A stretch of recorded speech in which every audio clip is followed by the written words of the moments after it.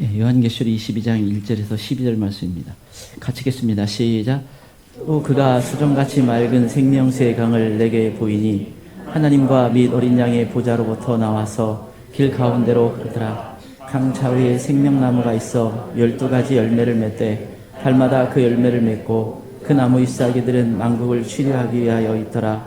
다시 저주가 없으며 하나님과 그 어린 양의 보좌가 그 가운데 있으리니 그의 종들이 그를 섬기며 그 이름도 그의 이름에 있으리라. 다시 밤이 없겠고 등불과 햇빛이 쓸데없으니 이는 주 하나님이 그들에게 빛이심이라. 그들이 세세토록 왕노릇하리로다. 또 그가 내게 말하기를 이 말은 신실하고 참된지라. 주고 선지자들의 영의 하나님이 그의 종들에게 반드시 속히 되어질 일들을 보이시려고 그의 천사를 보내셨도다. 그러나 내가 속히 오리니 이 두루마리의 예언의 말씀을 지키는 자는 복이 있으리라 하더라. 이것들은 보고 들은 자는 나 요한이니 내가 듣고 볼 때 이 일을 내게 보이던 천사의 발 앞에 위하여 엎드렸더니 그가 내게 말하기를 나는 너와 내 형제 선지자들과 또 이 두루마리의 말을 지키는 자들과 함께 이니 그리하지 말고 하나님께 경배하라 하더라. 또 내게 말하여 이 두루마리의 예언의 말씀을 임봉하지 말라. 때가 가까우니라. 불의를 행하는 자는 그대로 불의를 행하고 더러운 자는 그대로 더럽고 의로운 자는 그대로 의를 행하고 거룩한 자는 그대로 거룩하게 하라. 그러나 내가 속히 오리니 내가 줄 상이 내게 있어 각 사람에게 그가 행한 대로 갚아주리라. 아멘. 네, 이제 요한계시록 이 마지막 장입니다. 계시록 22장은 이 둘로 나누어서 이게 전하려고 합니다. 계시록 22장은 이 마무리를 하면서 우리에게 계시록의 결론과 같은 말씀을 주시고 있습니다. 계시록은 참 이 시대에 너무나 중요한 말씀입니다. 그러나 그렇다고 해서 이 말씀이 쉽게 깨달아지고 알아지는 것은 아닐 수가 있습니다. 많이 성경 자체가 그렇게 쉽게 다 깨달아지고 알아지는 것이 아닙니다. 우리가 평생 주님 만날 그날까지 계속 깨달아져 가야 되는 것이 하나님의 말씀입니다. 그것을 위해 특별히 성령님의 도우심이 필요합니다. 그 성령님의 도우심을 통해서 우리 눈이 열려지고 그래서 더 깨닫는 마음이 들 수 있어야 되는 것입니다. 특별히 계시록을 우리가 대하면서 더 이렇게 성령님을 의지하고 더 이렇게 깨닫도록 기도할 필요가 있습니다. 왜냐하면 이 계시록은 단순히 그냥 어떤 상식이나 어떤 이성의 수준으로 이해할 수 있는 수준을 넘어서기 때문에 그렇습니다. 더군다나 이 말씀 자체를 이 시대는 너무나 다른 어떤 시각, 입장을 가지고 보기 때문에 이걸 제대로 깨달아 간다는 건 결코 쉬운 것이 아닙니다. 그리고 그 어떤 것보다도 마귀가 치열하게 방해를 하고 있습니다. 그 성경 어떤 곳보다도 이 마귀의 정체에 대해서 가장 자세히 계시록에 나와 있습니다. 그렇기 때문에 마귀는 더더욱 방해를 하려고 하는 것입니다. 그래서 우리가 이 정말 계시록을 대할 수 있는 자체가 너무나 주님의 은혜이고 정말 감사할 일입니다. 이걸 통해서 우리가 더 많은 또 이 시대의 영적인 눈을 뜰 수 있는 것 자체가 너무나 감사한 일인 것입니다. 그럼 오늘 이 계시록 22장에서 무엇을 말씀해 주고 있는가? 결론처럼 우리에게 어떤 말씀을 주시고 있는가? 먼저 몇 가지 보기 원합니다. 첫 번째 계시록의 결론은 거룩한 성을 소망하며 살라는 것입니다. 첫 번째 계시록의 결론은 거룩한 성을 소망하며 살라는 것입니다.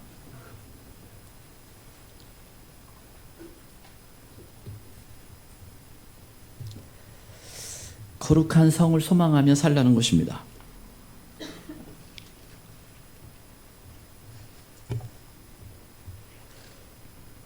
(1절에서 5절) 보겠습니다. 1절에서 5절입니다. 같이 읽겠습니다. 시작.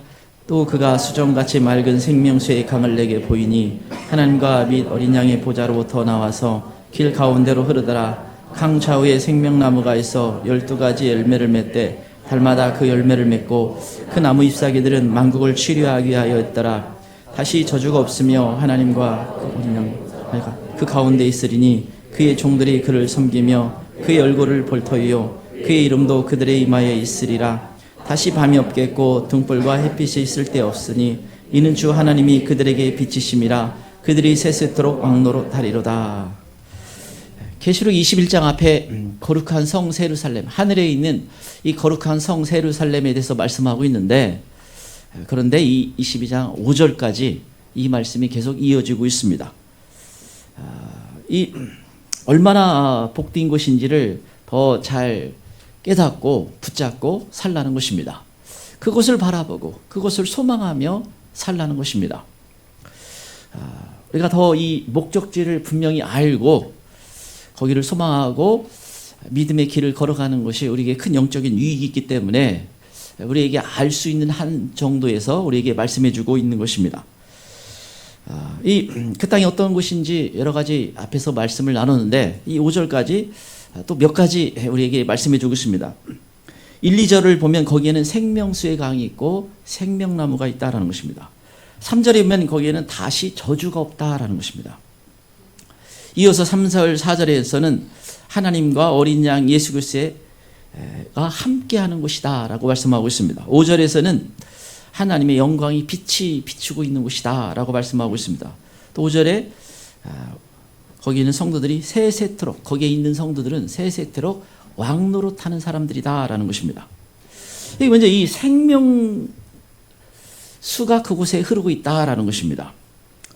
하나님과 어린 양의 보좌로부터 생명수가 나와서 흐르고 있다라고 말씀하고 있습니다. 이 천년왕국에서는 어디서 흐르고 있는가? 이 천년왕국에서도 여러분 이게 100세 죽은 사람이 저주받았다라는 걸 봐서 창세기 나오는 거의 천년 사는 그 사람들의 모습을 우리가 생각할 수가 있습니다. 그런데 그들이 치유받고 뭐 아프기도 거의 없지만 치유받고 어떻게 그런 어떤 생명 역사가 있는가? 성전 문지방에서 물이 나오는데 그게 흘러갑니다. 그게 치료하고 생명 역사가 있는 물입니다. 그래서 천년왕국 때에는 예수님이 성전에 계시는데 거기서 생명수가 흘러나옵니다. 물론 이 새하늘과 새 땅은 좀 다른 생명수겠지만 그러나 여기서는 이 하나님과 어린 양의 보좌로부터 흘러서 이 거룩한 성에 흐르고 있다라는 것입니다. 21장, 22장 반복해서 지금 이 생명수에 대해서 말씀하고 있습니다. 그런데 그러면 여기서 단순히 그냥 생명수의 강이 있다 이걸 말씀해 주시려고 이거 하는 것인가? 그 이상의 것을 말씀하고 있는 것입니다. 여러분 이 생명수가 어떤 의미를 가졌는지 예수님이 말씀해 주셨습니다. 요한복음 4장에 보면 예수님이 예루살렘에서 그 갈릴리로 가시다가 이 수가성 여인을 그 사마리아 여인을 만나게 됩니다. 이 사마리아 지역을 잘 통과하지 않는데 그때 예수님이 특별히 제자를 데리고 사마리아 지역을 통과해서 가다가 이 사마리아 여자를 만나게 됩니다. 아마 이 여자를 만나고 특별히 주님이 계획하심이 있었을 것입니다. 그런데 이 4장 4절이면 내가 주는 물을 마시는 자는 영원히 목마르지 아니하라. 생명수에 대해서 예수님 말씀해 주시는데 내가 주는 물이라는 것이죠. 예수님이 주시는 물인데 이것은 영원히 목마르지 않는다라고 이렇게 말씀해 주고 있습니다. 지금 내가 눈앞에 보이는 이 물 웅덩이에서 먹는 물은 계속 목마르지만 그러나 내가 주는 생수는 영원히 목마르지 않는다라고 이렇게 말씀해 주고 있습니다. 여러분 예수님이 무엇을 지금 말씀하고 있는가? 영원히 갈증이 없는 영원히 목마르지 않는 것을 지금 말씀하고 있습니다. 여러분 우리 영혼은 하나님으로만 만족할 수 있는 그 영으로 지음받았습니다. 그 어떤 것으로도 우리 영혼을 참 만족을 줄 수가 없습니다. 여러분 이 세상에서도 모든 사람이 영혼이 있기 때문에 그들 안에 목마름이 있습니다. 갈증이 있습니다. 그래서 사람들은 나름대로 그게 어떻게 채워질 수 있는지는 모르지만 그냥 그 갈망 그걸 채우려고 무척 애를 씁니다. 그래서 어떤 사람은 이 성공하면 내가 이 영혼의 갈망, 영적인 내 마음의 갈망이, 공허함이 사라질 것이다 라고 성공을 향해서 애를 씁니다. 또 부를 축적하면 부자가 되면 될 것이다 라고 또 생각합니다. 명예를 얻으면 내가 무엇인가 세상에서 뭔가 잘 드러내고 내가 명예를 얻으면 이게 채워지겠지 하지만 잠시 채워지는 것처럼 보이지만 결코 채워질 수가 없습니다. 왜냐하면 하나님이 영혼은 어떻게 창조하셨는가? 하나님으로만 채워지게 되어 있기 때문에 그렇습니다. 이 갈망, 이 공허함, 이 채워지지 않는 이 영적인 갈망함이 사실 모든 사람에게 있습니다. 그런데 사람들은 세상의 것으로 채우려고 하지만 그건 결코 채워지지 않습니다. 그건 마치 뜬구름 잡는 것과 같이 멀리서 보고 달려가지만 그러나 그것은 내가 손으로 잡을 수 있는 것이 아닙니다. 채워지는 것이 아닙니다. 그래서 이 예수님은 누가 그것을 채워줄 수 있는가? 예수님만이 채워줄 수 있다라고 지금 말씀해 주고 있습니다. 근본적인 영적인 목마름을 주님만이 채워줄 수 있다는 거죠. 그 생명수를 주실 수 있다라는 것입니다.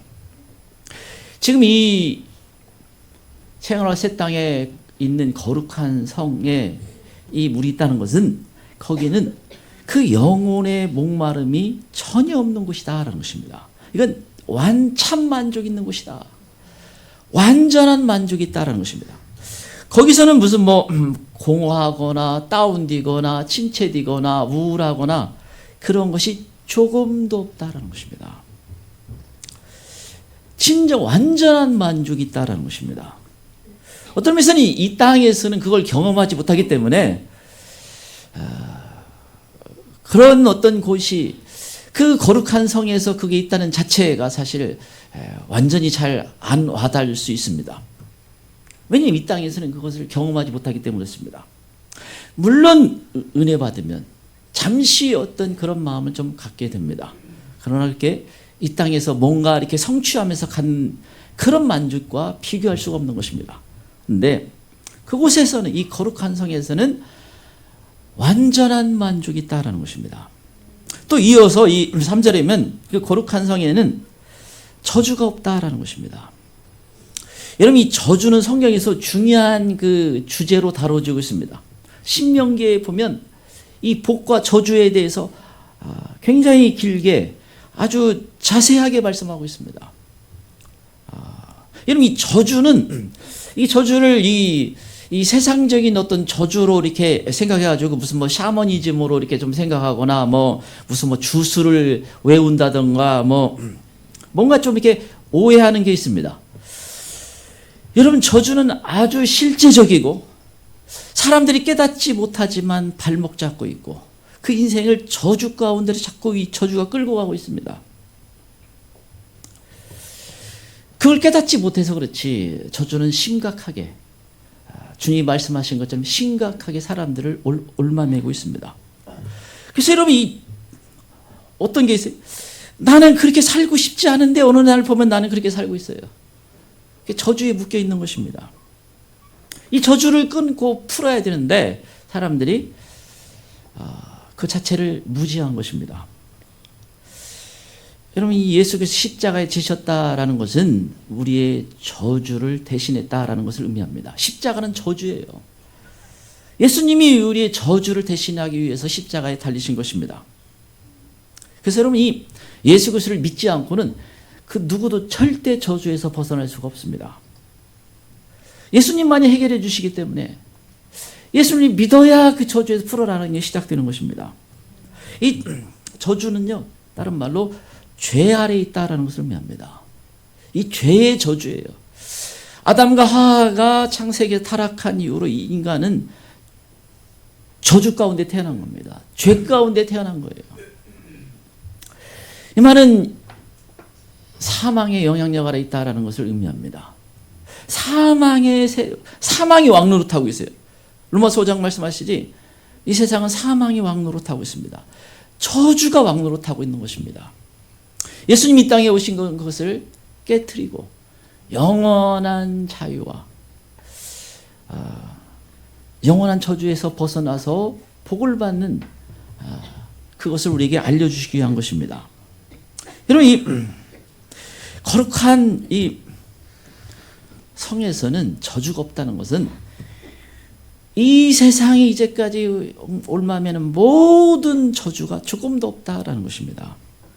죽음과 고통과 아픔과 슬픔과 어리석음과 이런 모든 것이 사라진다는 것입니다.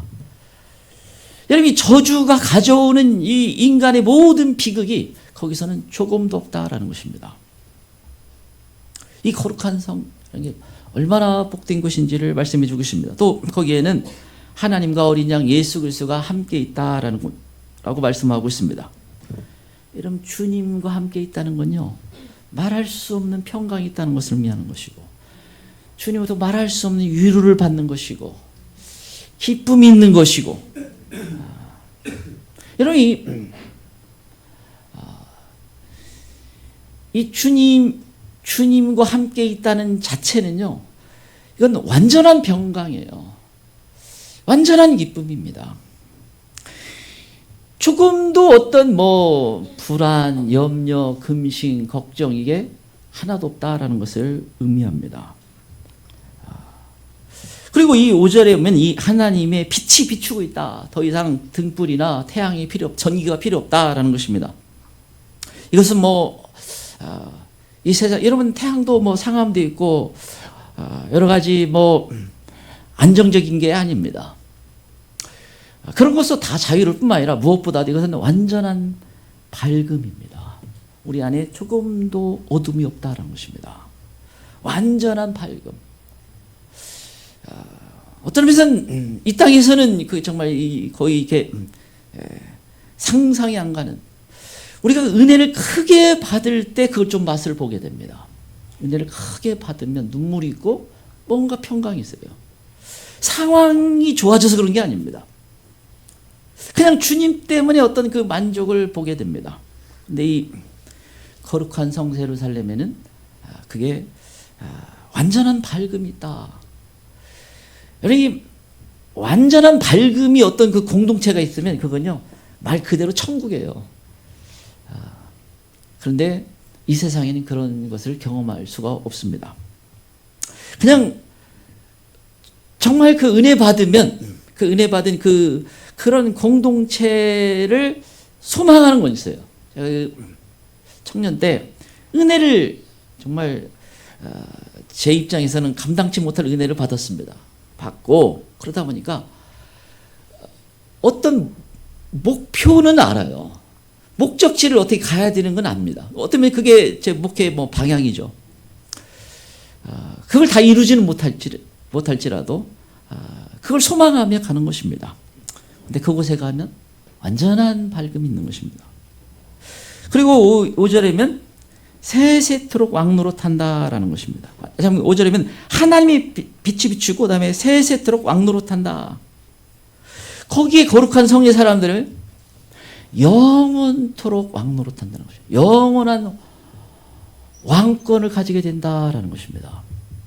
이것은 사실 어떤 면에서는요, 지금 이 말씀이 의미하는 걸 우리가 다 알 수가 없습니다.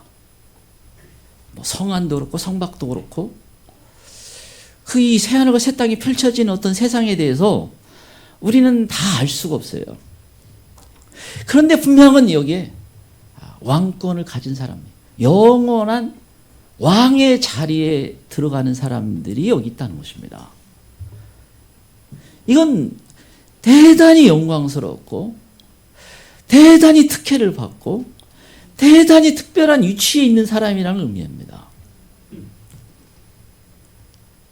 이 세세토록 왕노릇한다는 것은 어떤 면에서는 우리가 그때 그 새하늘과 새 땅에 그 세상에 가게 되면 이게 얼마나 큰 것인지를 아마 제대로 실감하게 될 것입니다. 그러나 분명한 것은 상상할 수 없는 놀라운 왕권이 주어진다. 그런 위치가 주어진다는 거예요. 이건 아주 특별하게 혜택을 주는 것을 의미합니다.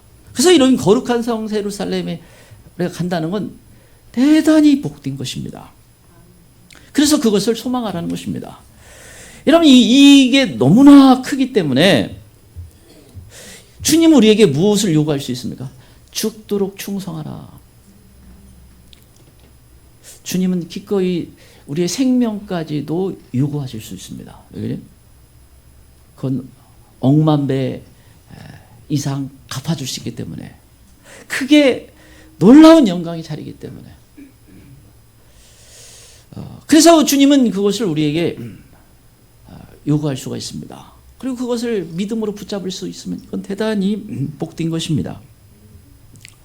그래서 여러분, 새하늘과 새 땅이 거룩한 성 예루살렘, 그건 반드시 들어가야 되는 너무나 복된 것입니다. 그것을 위해서 어떤 대가라도 지불할 수가 있어야 됩니다. 왜냐하면 거긴 대충 가는 곳이 아니라고 성경에 분명 말씀하고 있기 때문에 그렇습니다.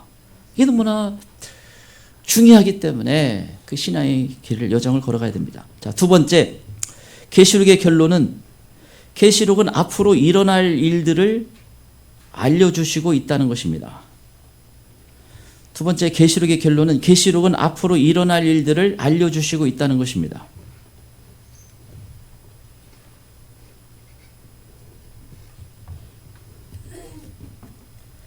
두 번째, 계시록 결론은, 계시록은 앞으로 일어날 일들을 알려주시고 있다는 것입니다.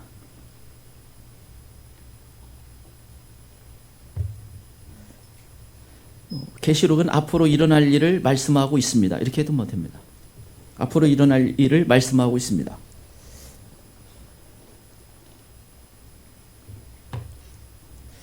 6절 보겠습니다. 6절입니다. 6절 같이 읽겠습니다. 시작.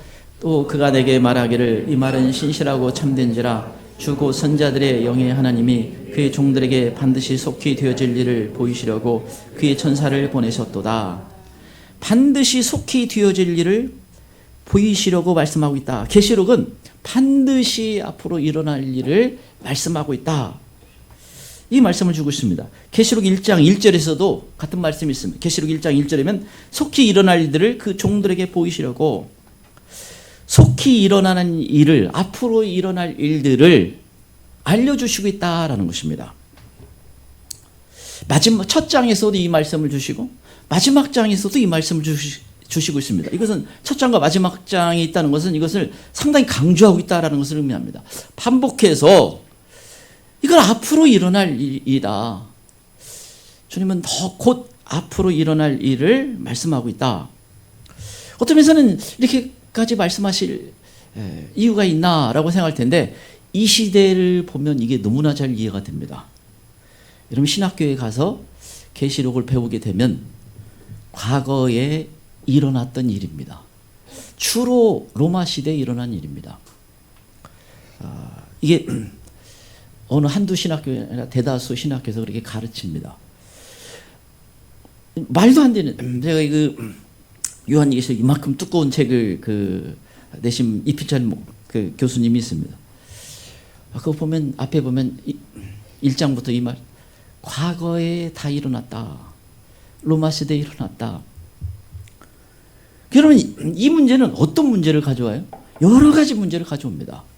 여러분, 우리가 이 계시 13장에 보면 이 두 짐승이 등장했을 때, 적그리스도가 등장했을 때 이 짐승의 표가 너무 심각한 문제가 돼요.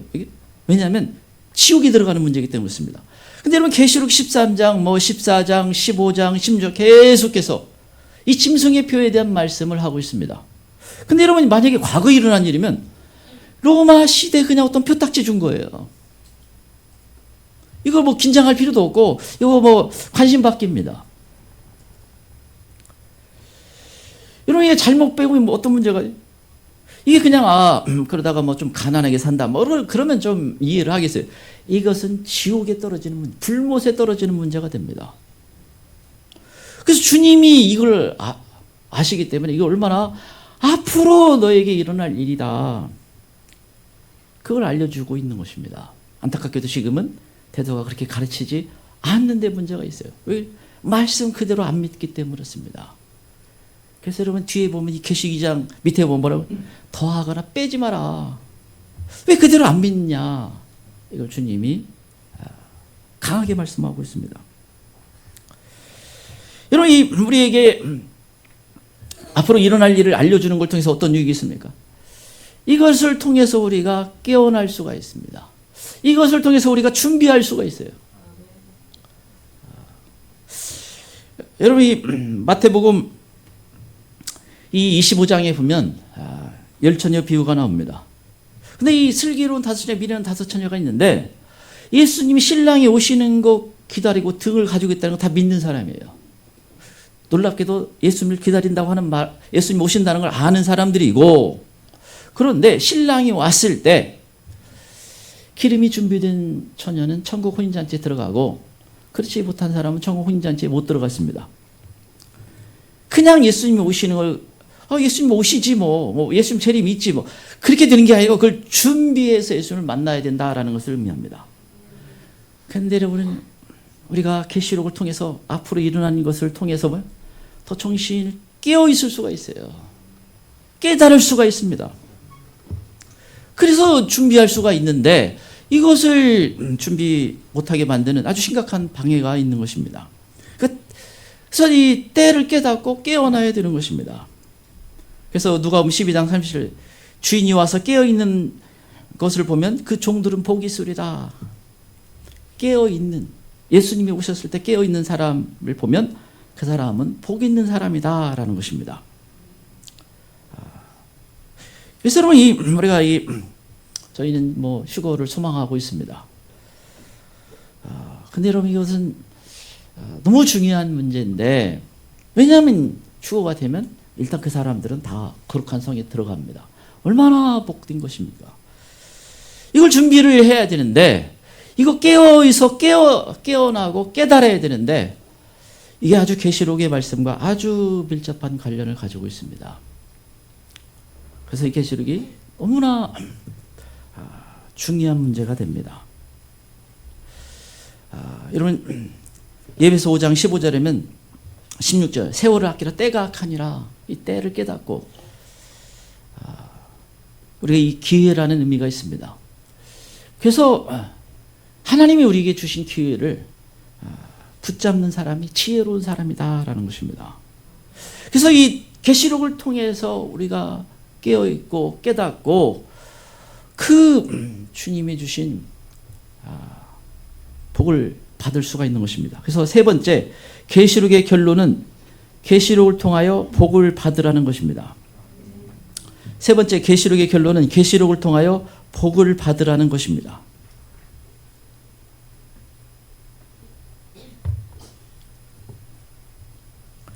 세 번째, 계시록의 결론은 계시록을 통하여 복을 받으라는 것입니다.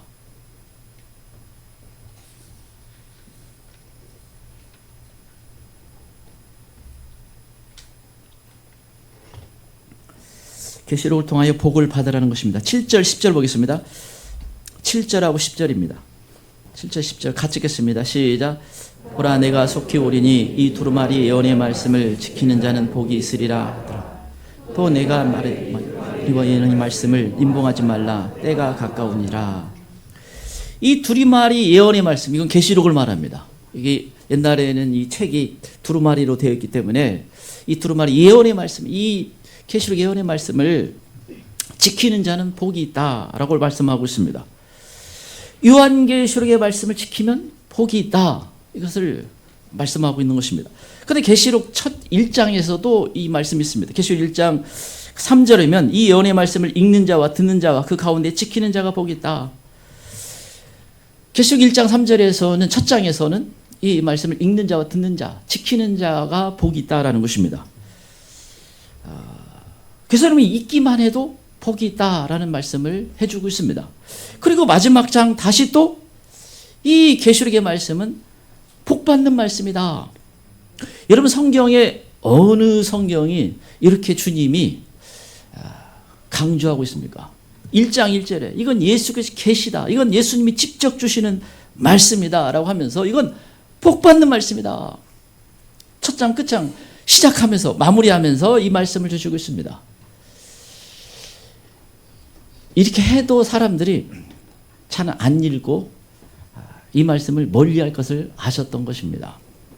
이게 너무 중요한데, 진짜 복받는 말씀인데, 여러분, 주님이 이건 진짜 복받는 말씀이다 라고 강조하면 뭔가 대단히 복을 받는 게 있다라는 걸 의미하는 거예요. 근데 이것을 놓치고 있는 것입니다. 여러 가지 방해적인 이유 때문에 그렇습니다.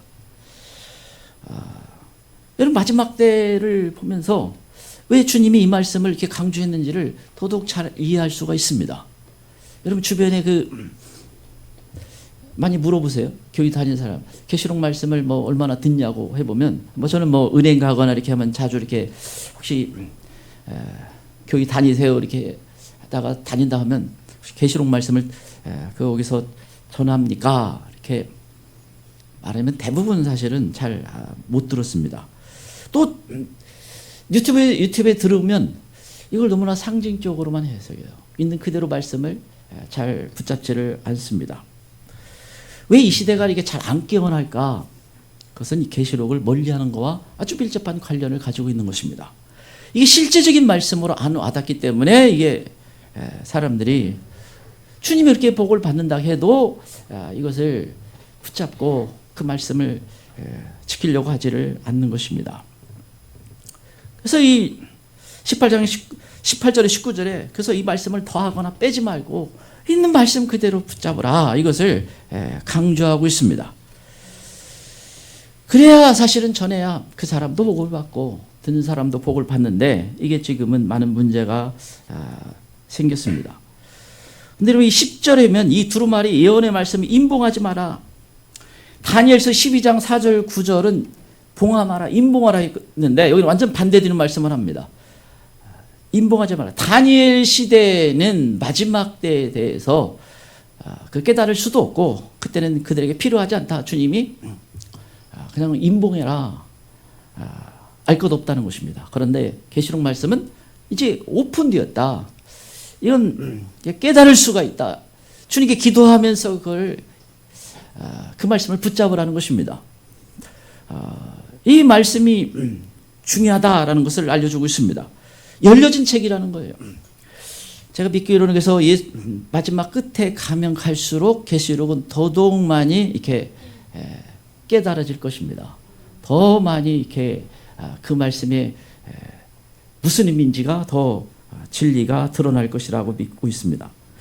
근데 여러분 1장에서는 읽는 자와 듣는 자와 지키는 자가 복이 있다 이렇게 했는데 계시록 22장에서는 똑같이 쓰지 않고 여기서는 계시록 말씀을 지키는 자가 복이 있다라고 이렇게 말씀해 주고 있습니다.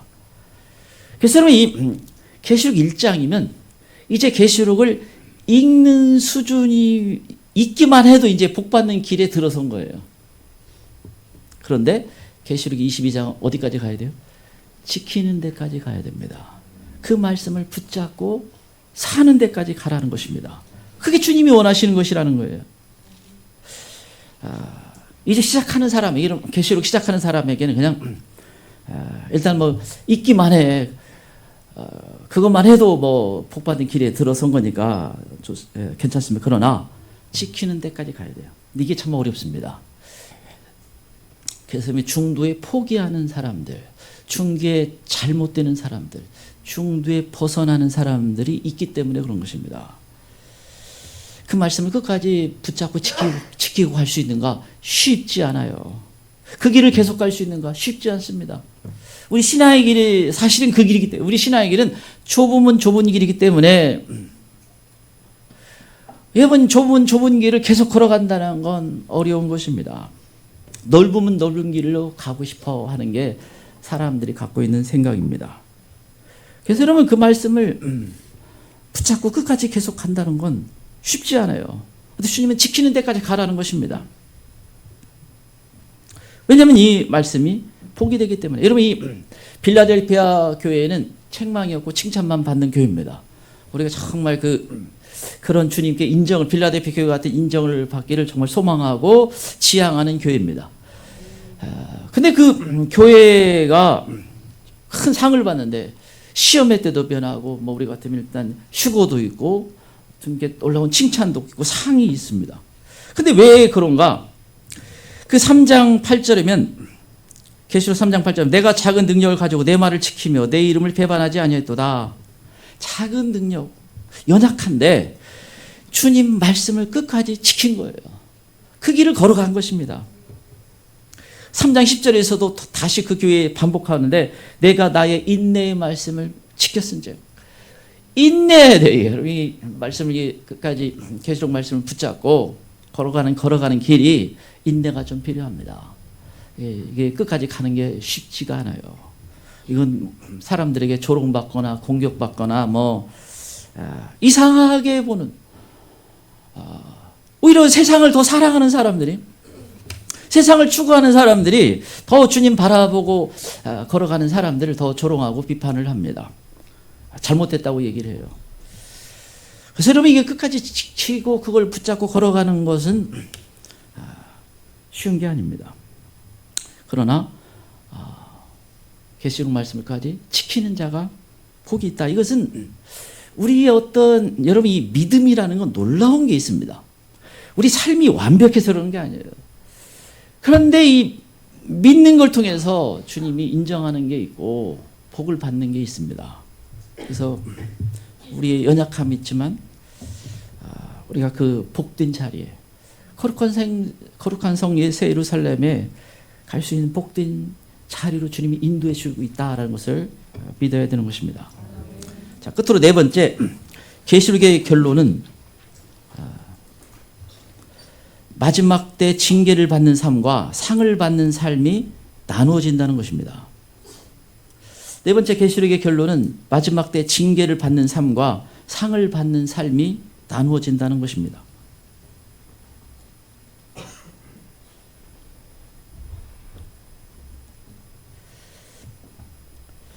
마지막 때 징계를 받는 삶과 상을 받는 삶이 나누어진다는 것입니다. 11절 12절 보겠습니다. 11절 12절입니다. 11절 12절 같이 읽겠습니다. 시작. 불의를 행하는 자는 그대로 불의를 행하고 더러운 자는 그대로 더럽고 의로운 자는 그대로 의를 행하고 거룩한 자는 그대로 거룩하게 하라.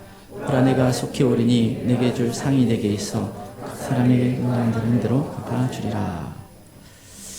11절이면 불의를 행한 자는 불의를 행하고 더러운 자는 그냥 더럽게 행하고 의를 행하고 거룩한 자는 그대로 거룩하게 하라. 마지막 때 그냥 불의를 행하고 더러운 일을 하는 자는 그냥 어떤 길을 계속 가는 성향이 있고 의로운 자는 더 주님 예수 바라보고 그 길을 걸어가는 성향을 가진다라는 것입니다. 그 의로운 자는 어떤 상이 있어. 12절에 보면 내가 속히 오리니 내가 줄 상이 되게 있어 각 사람이 그가 행한 대로 갚아주리라. 그 신앙생활하는 것에 따라서 상을 주겠다라는 것입니다. 이 하늘의 상입니다. 이게 좀 놀라운 상이에요. 근데 어떤 사람들은 그냥 더럽고 불의한 일을 한다. 여러분 로마서 1장 24절 이후에 보면 여러분 심판이 뭐예요? 하나님의 심판이 무서운 심판이 뭐냐면 어떤 사람이 더럽고 추한 일을 하고 있는데 하나님은 그냥 내버려둬요. 그래서 여러분 차라리 그냥 하나님이 꿈을 꾸든지 뭔가 들통나게 해가지고 야단받고 정신 바짝 차리게 해야 되는데 더러운 일을 하는데 그걸 그냥 내버려두면 그건 하나님이 심판이 만 거예요. 그냥 너는 그렇게 살아라. 이건 무서운 심판인 겁니다. 이건 더러운 일은 이건 계속하면 안 되는 거예요. 반드시 회개. 어떤 사람이 그 복된 자리에 가려면 반드시 회개하고 돌이켜야 되는데 그렇지 않은 건 이미 심판을 받고 있는 것입니다. 자녀를 안 사랑할 때 뭐예요? 그냥 자녀가 자기 하고 싶은 대로 살아라. 그건 자녀를 안 사랑하는 거예요. 망하는 것이기 때문에 그렇습니다. 그래서 여러분 이 돌이켜야 이건 그렇지 않으면 가장 복된 것을 잃어버리기 때문에 그렇습니다. 그런데 이게 지금 주님은 마지막 때 둘로 분명히 나눠진다는 거예요. 어떤 면에서는요, 갈등이 더 심화되는 세상이 마지막 때예요. 두 길로 완전히 다른 거예요. 점점 갈등이 더 심해집니다. 가는 길이 완전히 달라지기 시작하는 거예요. 여러분 예수님이 마태복음 25장에 보면 이 예수님의 재림에 대해서 24장 25장 말씀하는데 25장에 보면 세 가지 이 말씀을 보면 어떤 내용인가? 이 25장 첫 번째가 열처녀 비유인데 여러분 거기 보면 그들이 신랑을 기다리고 있어요. 등을 가지고 있습니다. 다 믿는 사람이라는 것입니다. 빛도 있는 빛의 사람이라는 다 믿는 사람인데 그런데 막상 예수님이 신랑이 왔을 때 두 종류의 사람 나눠진다는 거예요. 그 천국 혼인잔치 들어가는 사람이 있고 못 들어간 사람이 있다라는 것입니다. 또 이 두 번째 달란트 비유에서도 5달란트, 2달란트 받은 사람은 주인이 돌아온다는 거, 예수님이 돌아오는 것인데 칭찬을 받고 상을 받습니다. 반면에 1달란트 받은 사람은 나름대로 예수님을 안다고 얘기를 하고 있어요. 자기가 나름대로 안다고 하는데 그는 징계를 받고 쫓겨납니다. 또 그 이후에 이 양과 염소의 비유를 예수님 말씀하셨는데 양은 그 오른쪽에 염소는 그 왼쪽으로 갈라지게 된다. 천사들과 함께 올 때에, 예수님이 천사들과 함께 올 때에 둘로 나누어진다는 거예요. 그래서 여러분, 예수님이 재림의 때 이제 결국 마지막 끝에 가면 완전히 둘로 나눠지는 거예요. 그때는 뭐예요? 가족 간에도 나눠지는 것입니다. 부모와 자녀도 나눠지는 거예요. 한 가족도 나눠줄 수 있고 한 공동체도 다 나눠줄 수가 있다라는 것입니다. 그래서 예수님은 이 둘로 나눠진다는 걸 굉장히 많이 강조를 했습니다. 마태복음 24장도 예수님의 그 재림과 관련되는 것인데, 그래서 주님이 데려가는 사람이 있고 버려두는 사람이 있다. 그래서 노아의 때도 멸망을 받는 사람이 있고 보호를 받은 사람이 있듯이 또 나눠진다라는 걸 예수님이 또 말씀해 주고 있습니다. 그래서 여러분, 이 마지막 세상 그때 예수님이 오신다는 건요, 굉장히 심각한 것에 직면한다는 걸 의미하는 것입니다. 그래서 여러분, 우리가 주님이 기다리고 믿고 이렇게 준비하는 것이 얼마나 중요한 일인지 몰라요. 그래서 만약에 어떤 사람이 준비가 안 되면 준비가 될 수 있는 주님이 어떤 기회를 분명 주실 겁니다. 뭔가 기회를 줘요. 삶이 그냥 우연히 일어나는 게 아닙니다. 근데 그때 준비를 해야 돼.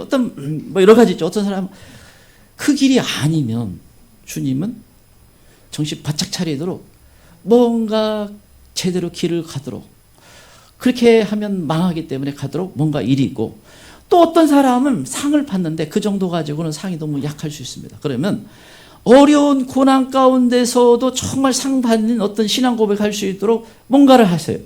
그래서 여러분, 어떤 면에서는 이게 마지막 세상 끝에 우리가 걸어간다는 것은 그냥 평탄하고 쉬운 길이 아닐 수가 있습니다.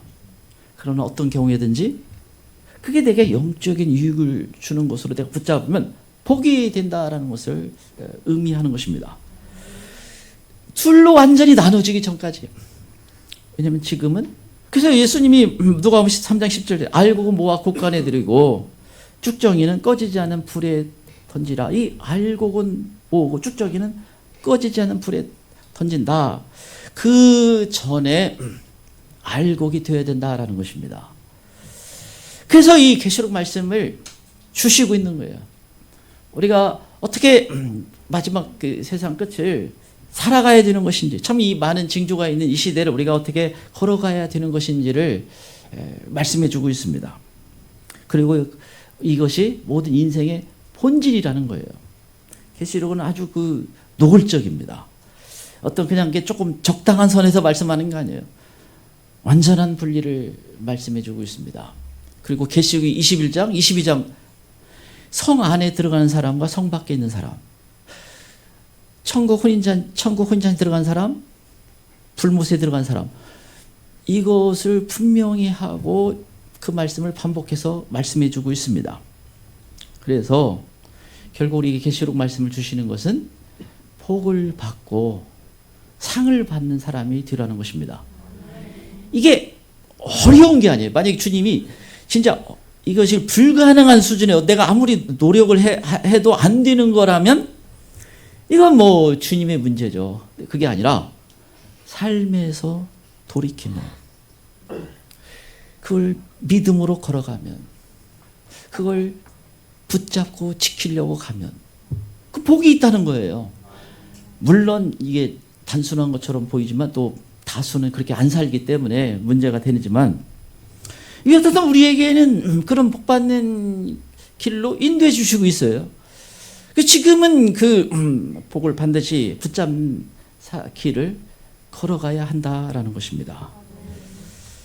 그래서 우리를 이 자리까지 불러주셨다 믿고 있습니다. 그래서 또 계시록으로 우리가 대할 수 있는 은혜를 주셨다라고 믿고 있습니다.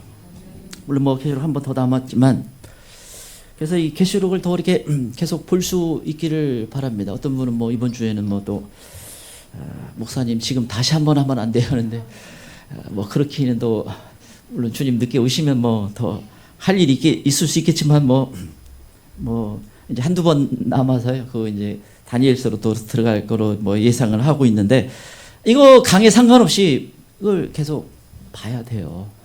붙잡고 모르겠습니다. 어떤 다른 데 가서 좀 전하고 싶은 마음이 있는 분들을 위해서 뭐 성경 공부반을 뭐 개설해서 어떻게 전하고 어떻게 체계를 갖춰지는 걸 할까, 그건 좀 고민을 해보겠지만, 그러나 이 말씀을 뭐 복받는 말씀이라고 주님이 주셨기 때문에 이 강해와 끝나는 거 상관없이 계속 또 붙잡을 수 있기를 바랍니다. 저희가 한번 같이 기도하기를 원합니다. 주님, 이 시대 우리를 부르시고 눈을 열어주시고 깨닫게 해주심을 감사드립니다. 더 우리가 주님이 주신 그 복을 받을 수 있게 도와주시고, 더 상을 받는 자가 되게 도와주시고, 주님 더 우리가 깨닫고 영적으로 깨어있게 도와주셨어서 예수님 세 번 부르고 같이 한번 기도하겠습니다.